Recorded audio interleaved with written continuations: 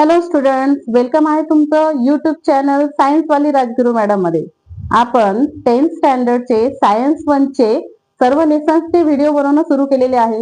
Last video मध्ये आपण शिकलो होतो gravitation, force and motion, circular motion and centripetal force. तर आजच्या या व्हिडिओ मध्ये आपण बघणार आहोत ग्रॅव्हिटेशन या लेसन मधला Kepler's law. Kepler's law of planetary motion. केप्लर्सनी प्लॅनेटरी मोशन साठी 3 लॉज आपल्यासाठी दिलेले आहेत. तर केप्लर्सनी या लॉ मध्ये काय मांडलेलं आहे? केप्लरनी आपल्याला प्लॅनेटरी मोशनचे 3 लॉज दिले.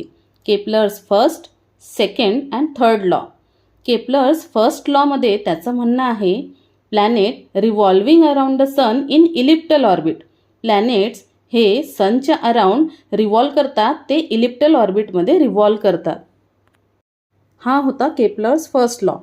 केप्लर्स सेकंड लॉमध्ये त्यांनी मांडले the line joining the planet and the sun sweeps equal area in equal intervals of time. ग्रह आणि सूर्य यांना जोडणारी रेषा समान वेळेच्या अंतराने समान क्षेत्र व्यापते.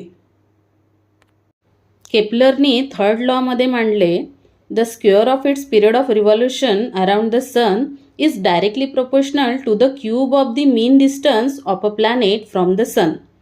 म्हणजेच ग्रहांचा कक्षीय कालावधीचा वर्ग सूर्यापासूनच्या सरासरी अंतराच्या घनाच्या थेट प्रमाणात असतो. म्हणजे T square directly proportional to R cube, किंवा आपण त्याला असंही म्हणू शकतो T square upon R cube is equal to constant.